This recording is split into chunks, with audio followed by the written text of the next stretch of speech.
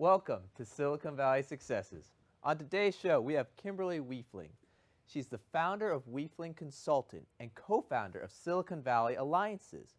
She helps individuals, teams, and organizations overcome the most common causes of failure and survive in a world of disruptive change through her highly engaging, experimental, interactive learning laboratories. She has co-authored 7 books and has worked across the U.S., Europe, and Asia. And in a moment, you'll get to meet her.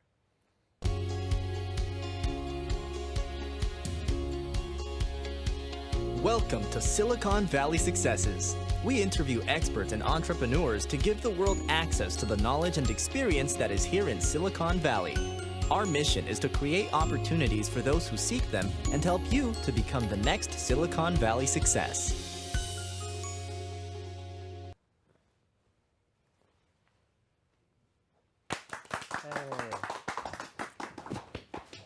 Don't mess up my hair. Kimberley, thank you for coming on Silicon Valley Successes. Oh, fun. It's my pleasure. Now, just to start, how do you work with companies normally? Well, a lot of the things I do are considered workshops where I'll do anything from a half day or a 1 day intensive, what I call work shock therapy, to something like I just got back from Tokyo where I was wrapping up a 6-month program where we had 15 days in 3 different countries across the past 6 months. It was really a riot. That must be exhausting. Exhausting! Yes, it's exhausting and exciting. Oh, yeah. I slept for 11 hours after that ended. Okay, now these workshops, do you ever work with startups? Yes, actually, I have been involved in 12 different startups, most of them pathetic failures, including several that I personally helped co-found, and a couple that are still in business, actually. Happy to talk about that. Actually, question, what was the difference between those ones that were the pathetic failures and those ones that have survived and are still around today? Well, so 3 of the startups that I was with, I was an employee. And it was unfortunately during a time of the dot-com bust. And in 3 different years, I was at 3 different startups, all of which failed miserably for various market reasons, or the technology didn't work, or there was a better competitor, or the VCs pulled their money with little notice. So it said, oh, well, we're out of business. The one was called Group Fire. We were fired as a group. It was exciting. That's a good term. It was a Xerox PARC spinoff, and you know the reputation Xerox PARC has for being able to commercialize technology. But it was purchased by Google for pennies on the dollar. We got absolutely nothing of any value from it. But I can say I had a startup that Google purchased. Wow. Yeah. So something like that happens where your company gets shut down. How do you stay motivated to continue to do the next company? Are you kidding me? Every time I got a new job, I got laid off from one company, I would get a raise and a promotion. So I'm like, bring it on.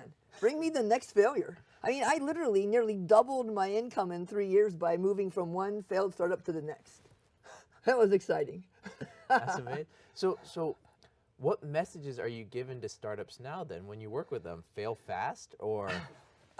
Well, so I, in spite of how I might seem like a maniac, I'm actually the most disciplined maniac you'll ever meet. I asked you to bring the chicken on stage. I brought him. He's my frequent flyer. He comes everywhere. If I go anywhere without this chicken, I'll get nothing but Facebook messages saying, where's the chicken? Oh. So anyhow, glad he signed the waiver to be on the show.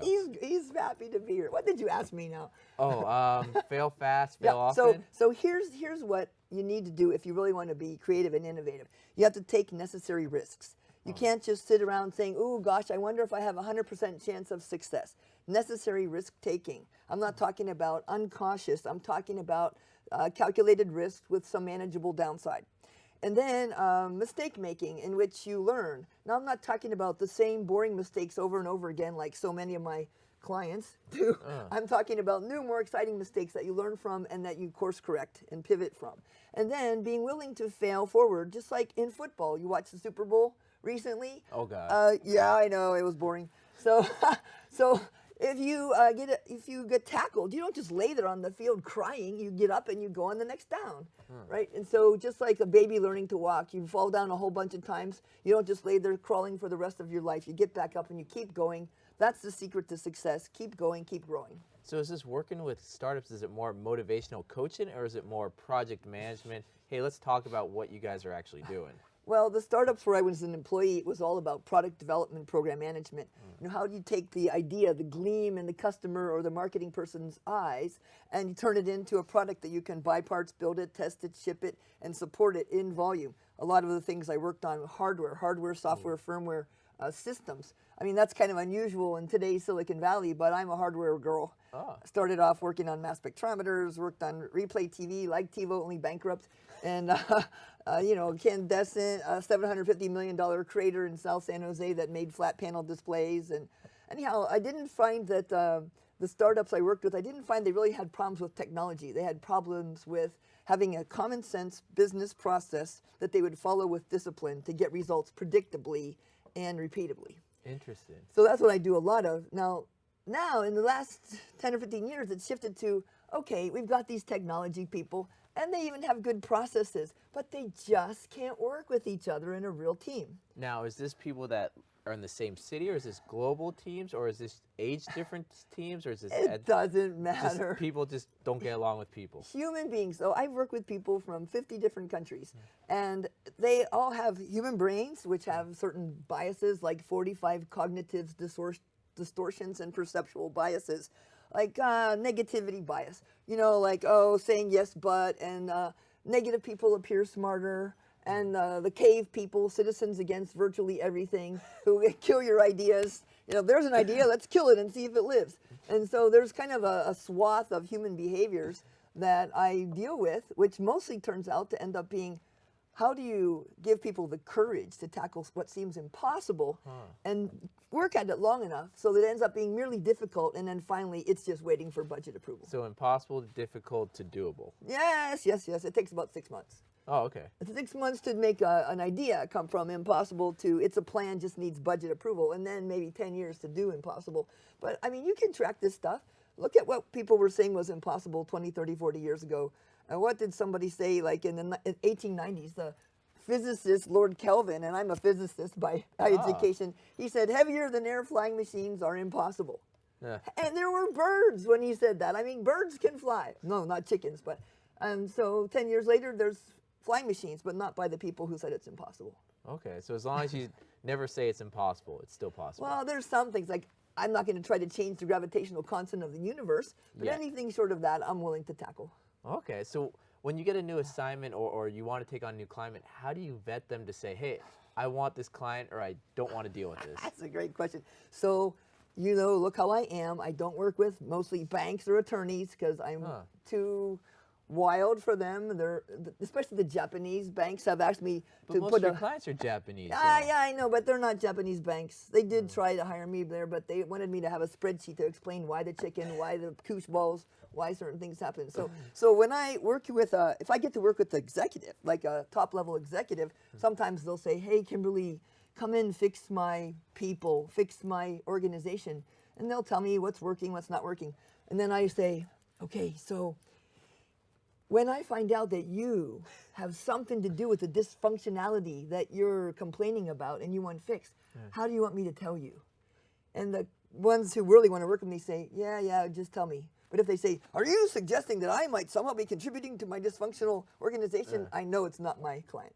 Oh, wow. And does this happen with even startups, early stage founders, where you might want to give them advice and they go, no, I'm fine, we're perfect? Yes, founders. Well, founders have to be a special breed of person, right? Because they're tackling impossible things and they're doing what seemingly can't be done. So, you know, they have to have a big ego and really great confidence. And sometimes they have blind spots. But I don't work with people who, I don't work with bullies, and I don't work with people who aren't willing to learn and grow. Interesting. Yeah. So I liked what you just said, especially the bullies and learn to grow. Yeah. So, God, so many questions for you. Japanese companies going abroad, what problems do they face? Why do you want, because I looked at your bio and you work a lot with Japanese companies. Why take on that challenge and what do they face? Well, see, I tried to work in Silicon Valley companies before I went focusing on Japan. And my goal was to transform the sick, twisted, dysfunctional work environments into these life-affirming places that people would be engaged and excited to be a part of. But come to find out that Silicon Valley calls that stuff the touchy-feely crap. So I had to find some place that needed what I wanted to give.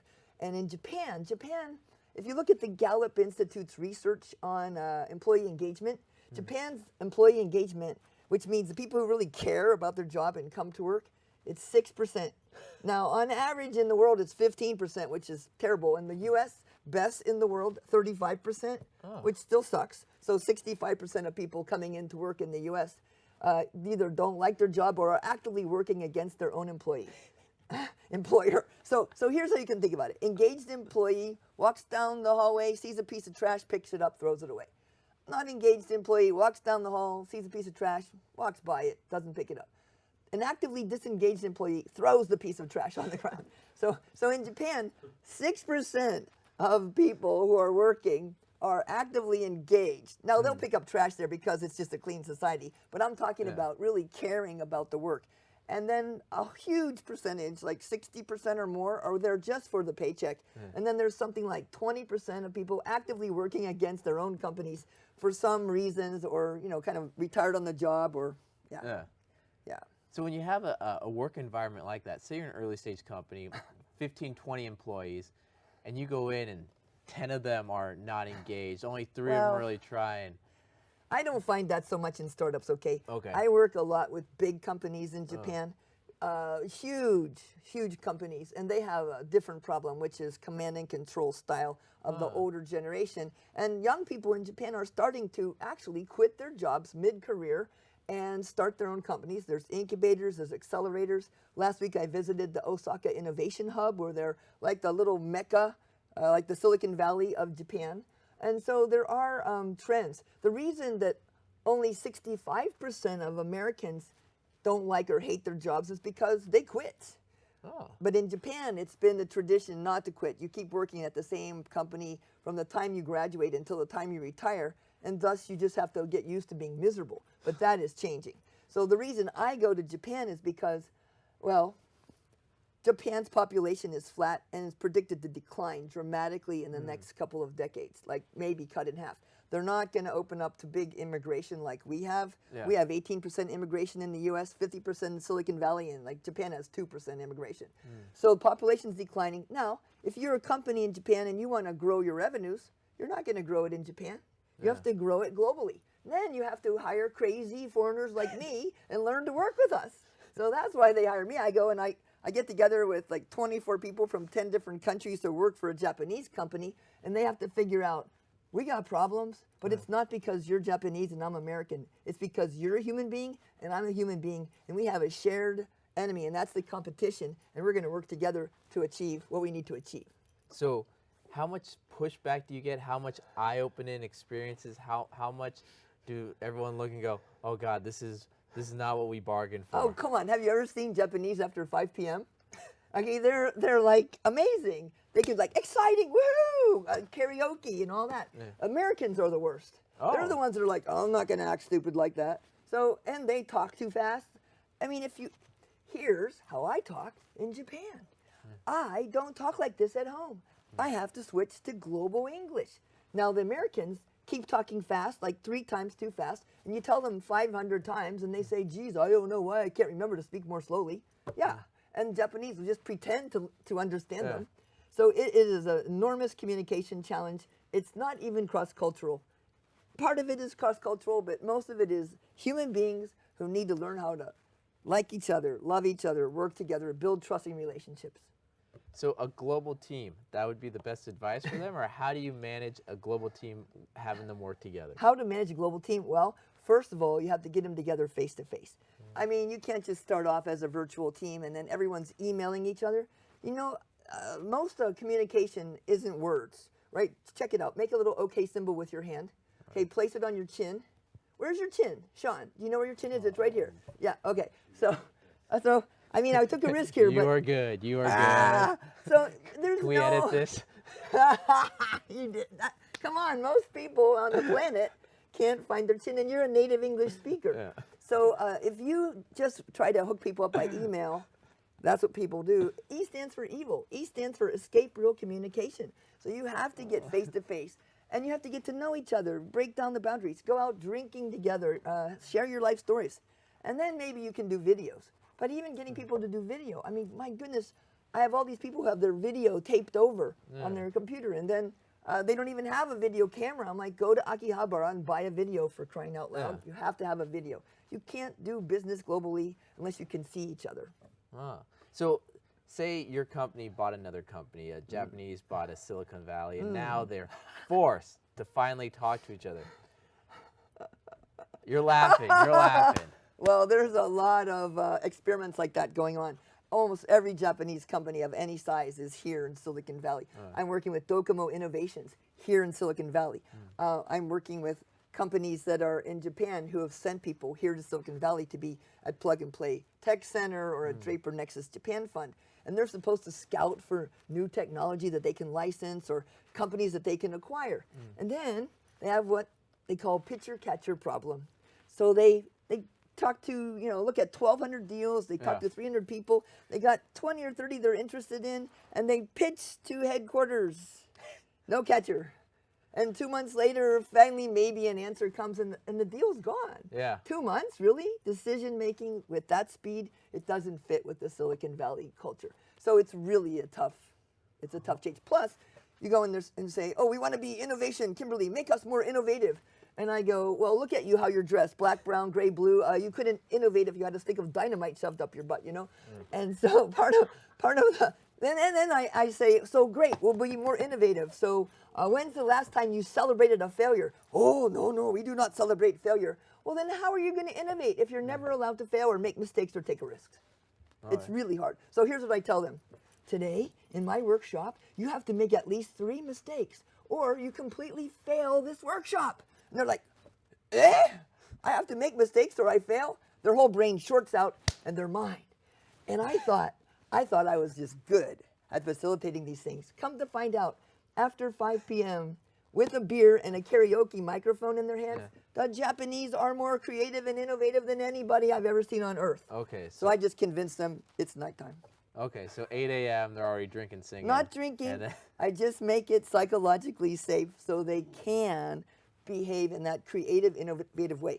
And what's cool about the Japanese is if you tell them, look, I need you to do something, it's a little weird, and it's going to bring shame on you and your family for generations to come, but it's for the good of the team, they say, Kimberley, I do it! Anything for the team. Anything for the team. It's awesome. That's an interesting mindset there.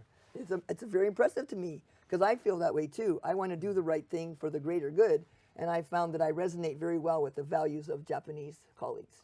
So Kimberley, how did you get into consulting to begin with? I mean, co-founder of Silicon Valley Alliances, wiefling, consultant. How'd you get into it? Well, I tried to have a real job. And all the books you've written. Oh, the yes. Scrappy book Scrappy series. Project Management, right. Yeah. So can you imagine having to work with me 40 hours a week or more? Oh God, that'd be exhausting. Yes. And to find out more about being exhausting, visit SiliconValleySuccesses.com. Check us out online. Visit our Facebook page and LinkedIn, where we will give you extra tips that aren't shown on our show.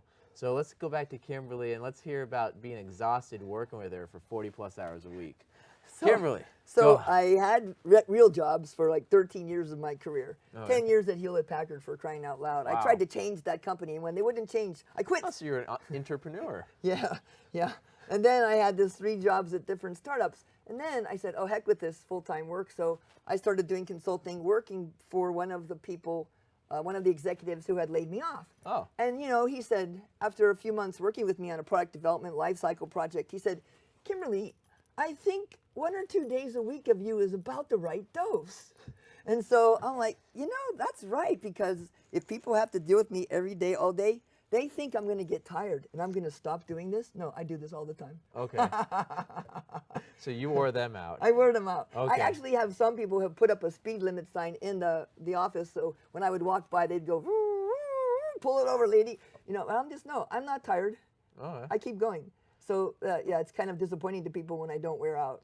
So by not wearing out, you had your one client for 2 days, and then you had the rest of the week, and you just started adding clients over and over, and then the referrals It sounds needed. so easy. Yeah, the first 3 years I worked so hard to make almost no money. And I talked about all my work because I had a lot of volunteer work too.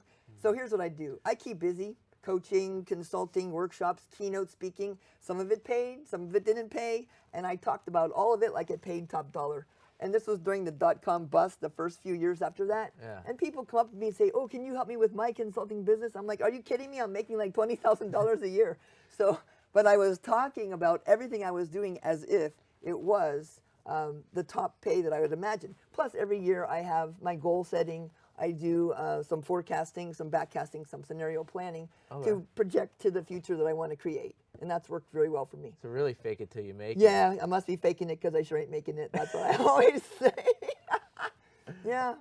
Yeah, it was a long, hard road. I cried. I wanted to quit so many times. And then, I mean, I'd set a calendar date. I said, okay, today I feel like quitting. So I put a calendar date on 6 months later and said, 6 months later, if I still feel like quitting, I'm going to quit. Yeah. And 6 months later, I still felt like quitting, so I said, I'm quitting. Then the next week, someone calls me, oh, we want you to go give a talk in San Diego. And I'm like, nah, I'm quitting. They're like, come on, we really need you. And our other person canceled. Okay, whatever. I didn't even ask them what they're going to pay me. So I get paid like $2,000 to give a 1 hour talk. Hey. And I'm like, I'm back in business. That's like practically a whole month's pay for me, right? Yeah. From the first couple of tough years. Okay. What other advice would you give someone that wanted to start a consulting career? I mean, finding that niche in Japan or finding... No, you know, here's what you do. You go and you print up some cards that say you're in business, and you put up a website that says you're a consultant, and you start telling people you are, and they just believe you. Then what you do is you call up 5, 10, 15, 20 of your friends or colleagues and associates, and you say, hey, I want to give you an hour of my time in exchange for your feedback on my consulting practice or my coaching. Yeah. And then you get them all to write testimonials, and you say, hey, do you know anybody else who might need a dose of Kimberley?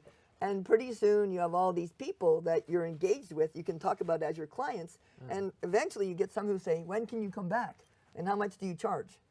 And then that's where I really had to struggle, because I had to hire somebody to help me say my rate without laughing. Really? You know, because it's hard to say, well, I charge $500 an hour, and if you want me and my team for a day, it's going to be, you know, like $15,000. But I can come down on that, you know. It's like slam your hand over your mouth before you negotiate with yourself. And say, no, that's my rate. I had to put my rate in a secret document and look at it to convince myself to say it. And then I actually hired somebody to coach me not to say, but I can come down on that. It's still my biggest challenge, because I'll do this work for free. I love it. I'll tell people, don't worry, if you can't pay me, I still do it. We can edit that part out of the Please take that out. I love this work so much, right? Yeah, it's the most fun I've ever had. Okay. So let's recap on everything that we talked about today. We talked about Japanese after 5 p.m. being the most creative people in the world. Only 6% of people there, though, actually really love their job and go to it. In the U.S., what is it, 35%? 35%. That's number one, which is really sad. Pathetic. The 3 different types of people at the office, the ones that throw the garbage on the ground, the ones that will pick up the garbage, and the ones that will look at it and just walk away. Right. Kimberly had this speed bump at work where it'd be like, hey, calm down, but you know, she'd never wear out. She went into consulting. People could handle her 2 days of the week. Maybe one. Had to get a coach to talk about, you know, actually being able to express her fees in a serious manner. And just that whole process of every time she got fired, her salary was doubling. So it was great to get fired. And just this journey in Silicon Valley and being creative and working as a global company, working person to person, and having to do it face to face, and that my cheek is here. I did not know that. Yeah. You get it right. Practice it. I'll teach you later. All right. $500 an hour. $500 an hour. I'll give you a discount. Oh, listen, I said it already. Discount. Oh, sorry. And you have this chicken who's a frequent fryer. Frequent fryer. What other advice would you have for a business owner? Any stage business owner? Especially small businesses or technical people who, because I'm a physicist by education and an engineering person by profession in my background, you have to understand that almost none of these teams I've worked with have been failing for technical problems. It's always for the so-called touchy-feely crap, the human skills, the organizational culture. And I think that technologists need to understand, we need to value the human skills. We need to understand the so-called soft stuff is the hardest, and we need to put that into our process. Build relationships, build trust, build an organizational culture that doesn't suck people's will to live. It's critical. And by the way, you make more money. Okay. I have the data. I'm a scientist. Kimberly, tell the audience how they can reach you, your website, all that great Okay. information, and your hourly rate. Double it. Oh, Give me a geez. referral fee. Go for it. Okay, if you want to turn managers into leaders and groups of people into real teams who can achieve impossible results, please check out KimberleyWiefling.com. If you can spell my name, you'll find it. If not, oh my gosh, it's really hard to spell. Or I'm the only Kimberley Wiefling on the web. Apparently, there's only one of me to the planet. There's some kind of limitation. Wiefling.com has more stuff, but Silicon Valley Alliances, SiliconValleyAlliances.com is what I'm really enjoying now, working with a dozen people here in Silicon Valley, a team of 4 or 5 people in Tokyo, and a couple people in Europe, creating this consortium of consultants that we can take on bigger projects, and that's just so much fun. So I hope I get a chance to talk with you. So Kimberly, there's enough time for another question for you. What advice, most valuable advice has anyone given to you or that you would want to give to someone starting a company or maybe in a troubled stage in their company? Most valuable advice. Well, Sean, think about how much you personally know out of everything in the entire universe. What percent do you personally know of everything? If I have my ego, it's everything. Yeah. But in reality, it's nothing. Maybe But it's we'll like go with the ego, right? 0.001% or something. So It's the value of Bitcoin right now. yes. Well, even the smartest people only know a fraction of everything there is to know. Business is a team sport, and the only way you get access to that other 99% that you don't know is through listening.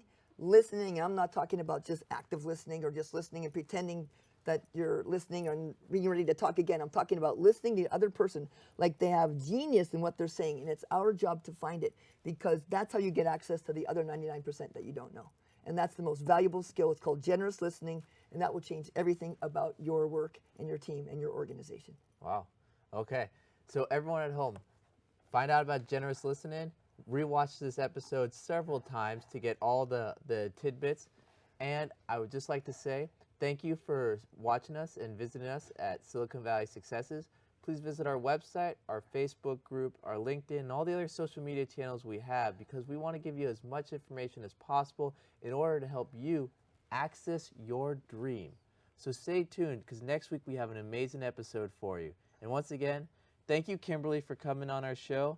And thank you at home for watching us. Have a good night. Thank you from all of us at Silicon Valley Successes. We hope you found the information presented today useful in your path to success. For further information on accessing the resources in Silicon Valley, you may visit us on the web at siliconvalleysuccesses.com, on Facebook and YouTube. Thank you. And remember, we want to help you in your journey to become the next success.